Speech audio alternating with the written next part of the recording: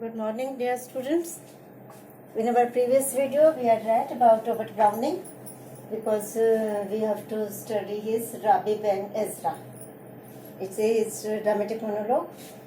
And before starting this poem, we cast a light on his life. वो हमने previous video में कर लिया है कि थोड़ा सा इसका इंट्रोडक्शन यदि किसी कवि का हमारे पास हो, हमें उसका बैकग्राउंड थोड़ा सा पता हो तो हमें अच्छी तरह से समझ में आता है। और इसीलिए हमने उसकी जो इंडिविजुअल जिसकी प्राइवेट लाइफ थी उस बारे में हमने पढ़ लिया था कि किस प्रकार से एलिजाबेथ बैरेट से वो मिले थे और उनको लव हो गया था और इसलिए वो इटली चले गए थे। और लेकिन उनकी डेथ जल्दी हो गई उनकी वाइफ की, और इसलिए वो अपने सन के साथ, अपने बेटे के साथ, पुत्र के साथ वापस इंग्लैंड को लौट आए थे। तो अब हम उन्हीं के बारे में, और जैसा कि हमने प्रीवियस वीडियो में भी पढ़ा था कि उनका स्पेशलाइजेशन था ड्रामेटिक मोनोलॉग पे। ड्रामेटिक मोनोलॉग क्या होता है ये भी मैंने उस समय प्रीवियस वीडियो में पढ़ लिया था, और अभी उसी में हम थोड़ा सा ब्राउनिंग के बारे में, थोड़ा सा हमारी पोएम के बारे में जो हम स्टार्ट करने वाले हैं उसके बारे में थोड़ा सा इंट्रोडक्शन अभी हम इस वीडियो में पढ़ेंगे।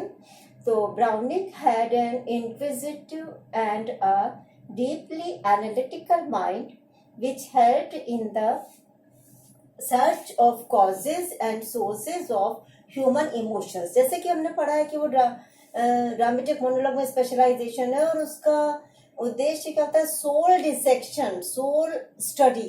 वो बाहरी चीजों पे, गतिविधियों पे, एक्शन पर इतना नहीं जाता जितना कि मनुष्य के हार्ट एंड माइंड में क्या चल रहा है।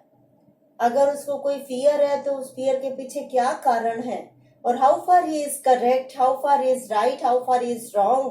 तो ये सब उसने एनालाइज किया है, विश्लेषण किया है और उसको ड्रामेटिक मोनोलॉग के माध्यम से रीडर्स के सामने रखा है। तो ब्राउनिंग हैड एन इंक्विजिटिव मतलब होता है बहुत ज्यादा जिज्ञासु, पूछ दूसरों के मामलों में बहुत सी उत्सुकता रखने वाला, प्रश्न पूछने वाला, पूछताछ करने वाला जिज्ञासु होता है। तो हर चीज को वो डीपली ऑब्जर्व करता है और उनसे पूछ के उसके बारे में नॉलेज हासिल कर लेता है। उसको बोलते हैं inquisitive. And a deeply analytical, deeply मतलब बहुत गहराई से, और एनालिटिकल मतलब कि विश्लेषण करने वाला, हर चीज का विश्लेषण करना, हर चीज की डीप स्टडी करना, एक एक पार्ट का स्टडी करना, अगर ऐसा है तो क्यों है, तो उसका विश्लेषण करना, हर चीज को पूछताछ करना, उसके बाद उसकी बहुत ही बेहतरीन तरीके से विश्लेषण करना वाला उसका दिमाग था। विच हेल्प्ड, जिसने की उसकी सहायता की, इन द सर्च ऑफ, तलाशने में, सर्च मतलब तलाशना, ढूंढना, ऑफ कॉजेस, कॉजेस मतलब उन कारणों की, एंड सोर्सेज मतलब उन स्रोतों की। ठीक है, सोर्स मतलब कि ओरिजिन की, स्रोत की, कहाँ से ये कारण शुरुआत हुई इसकी, स्रोत कौन सा हुआ इसका, स्टार्टिंग कौन सी हुई, ओरिजिन कहाँ से हुआ इसका, और इसके रीजंस क्या थे, कॉजेस क्या थे, ऑफ ह्यूमन इमोशंस, मनुष्य की भावनाओं को।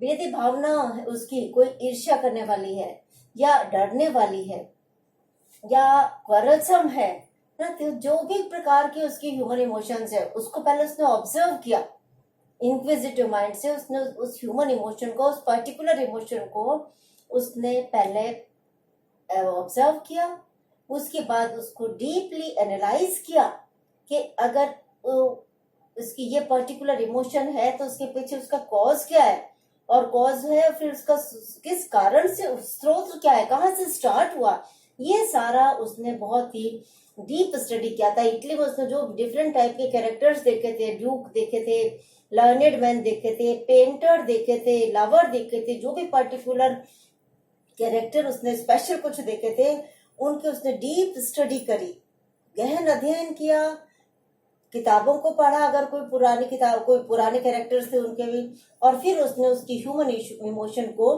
डेलिनेट किया, चित्रित किया। तो इस प्रकार से तभी उसने ड्रामेटिक मोनोलॉग लिख पाया, सोल स्टडी कर पाया। An important trait of his poetry is the note of optimism which springs out of his faith in religion and realistic appraisal of success and failure। अब एक तो उसकी क्या क्वालिटी थी एज अ पोएट कि उसका inquisitive and deeply analytical mind था। As a poet, ठीक है। दूसरी उसकी जो क्वालिटी है एज अ पोएट, वो है एन इम्पोर्टेंट ट्रेट मतलब क्वालिटी, कैरेक्टरिस्टिक, उसका जो विशेषता है ऑफ हिज पोइट्री, उसकी कविताओं की, is the note of optimism, कि उसमें एक नोट, स्वर है, ऑप्टिमिज्म मतलब आशावादिता का, उसमें एक आशा है।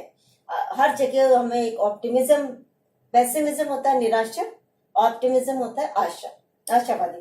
तो उसके सभी प्रकार की पोएम्स में हमको एक आशावादी दृष्टिकोण मिलता है, विच स्प्रिंग्स मतलब विच स्टार्ट्स, जो कि शुरू होता है out of his faith in religion, क्योंकि उसका धर्म में विश्वास था, फेथ मतलब विश्वास, और रिलीजन यानी कि धर्म, एंड रियलिस्टिक मतलब वास्तविक, अप्रेजल मतलब मूल्यांकन, यथार्थ पर आधारित, रियलिस्टिक मतलब यथार्थ पर आधारित या वास्तविक जो होता है, वो तरीके से उसने अप्रेजल किया है, मूल्यांकन किया है ऑफ सक्सेस एंड फेलियर। अगर किसी को सफलता मिली है तो उसका भी, और अगर किसी को फेलियर, असफलता मिली है तो उसका भी उसने बहुत ही यथार्थवादी दृष्टिकोण से मूल्यांकन किया है। धर्म पर उसका विश्वास था, इस कारण से उसकी पूरी कविताओं में हमको एक ऑप्टिमिज्म का नोट दिखाई पड़ता है। और फिर उसका ग्रेटेस्ट अचीवमेंट, जो उसकी सबसे बड़ी उपलब्धि, ग्रेटेस्ट मतलब महानतम, अचीवमेंट यानी कि उपलब्धि, lies in the handling of the dramatic monologue. ये भी हमने देखा ही था कि उसकी सबसे बड़ी उपलब्धि जो है कि जिस प्रकार से उसने ड्रामेटिक मोनोलॉग को हैंडल किया है, मतलब कि उसको अपने कविता का माध्यम बनाया है, और बहुत ही अच्छे तरीके से सफलतापूर्वक उसने अपनी फीलिंग्स को, अपने मैसेज को कन्वे किया है रीडर्स तक।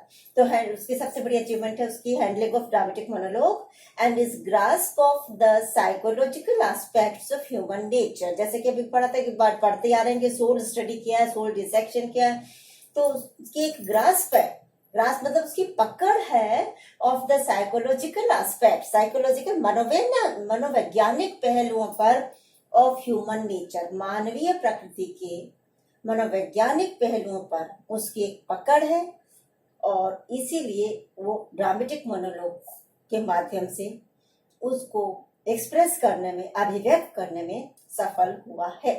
यहाँ तक हमने ब्राउनिंग के बारे में पढ़ा, और अब जो पोयम हमारे सिलेबस में है, राबी बेन एजरा, इसके बारे में पढ़ते हैं। अब सब नए नए वर्ड्स लग रहे हैं हमको, तो इसने अपने टेक्स्ट बुक में से ही ये मैंने लिया है, और टेक्स्ट बुक में जिस प्रकार से इसको डिस्क्राइब किया है उसने बिल्कुल क्लियर बताया अपने को कि राबी बेन एजरा was first, ये पहले पोएम पब्लिश कहाँ हुई थी, was first published in the volume of Browning's poems entitled Dramatic Personae 1864।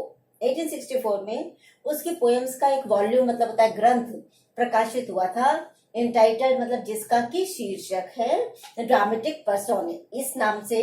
और 1864 में उसका जो ये कलेक्शन, ये जो ग्रंथ, कविताओं का संग्रह जो प्रकाशित हुआ था, उसमें ये पोयम सबसे पहली बार प्रकाशित हुई थी, पब्लिश यानी प्रकाशित हुई थी।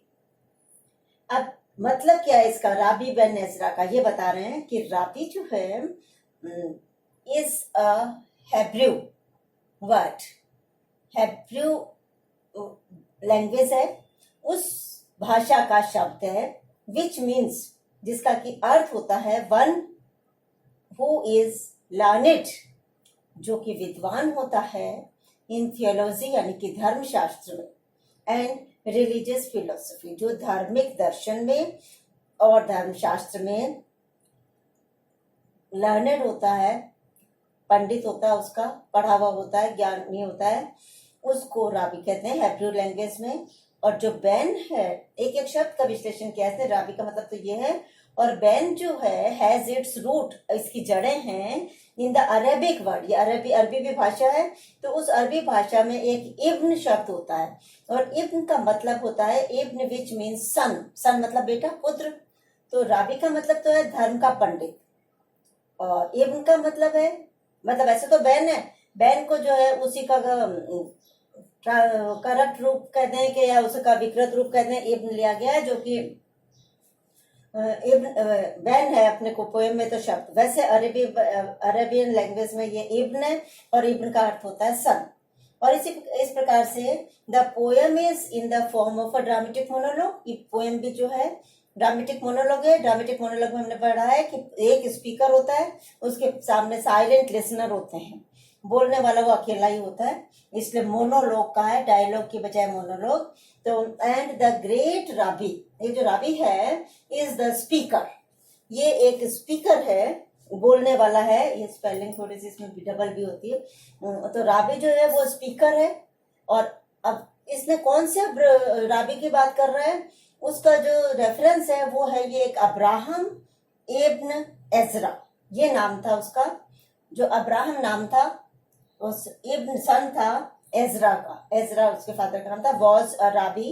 राबी मतलब वो ये learned man in religion who was driven by persecution, उसको अपने स्पेन में कोर्ट वोट के द्वारा यातना दी जा रही थी, भगा दिया गया था, इसलिए वो भाग गया था स्पेन से, तो उसने छोड़ दिया था Spain into a life of travel, इसलिए वो यात्रा करने लग गया था, एंड स्कॉलरशिप, और पढ़ाई विद्वता, पढ़ाई करता गया, लर्न अपने धर्म की आगे से आगे स्टडी करता रहा और यात्राएं करता रहा। और इस प्रकार से ही वॉज, ये जो व्यक्ति था, ये जो राबी था, he was multifaceted personality. Multifaceted मतलब कि बहुमुखी प्रतिभा थी इसकी, इसका व्यक्तित्व बहुत, इसमें बहुत सारे विशेषताएं थी या बहुत सारे क्वालिटीज थी। क्या था वो, थियोलॉजियन था, धर्मशास्त्री था, एक फिलोसोफर था, दार्शनिक था, अ लिंग्विस्ट, एक भाषा शास्त्री था, एंड अ साइंटिस्ट, और एक वैज्ञानिक था। ही स्ट्रांगली बिलीव्ड इन इमॉर्टैलिटी, और वो बहुत ही दृढ़ता से विश्वास करता था इमॉर्टैलिटी में, कि हमारी आत्मा अमर है, इमॉर्टैलिटी यानी कि अमर है। और अब नेक्स्ट वीडियो में we will start our poem Rabbi Ben Ezra.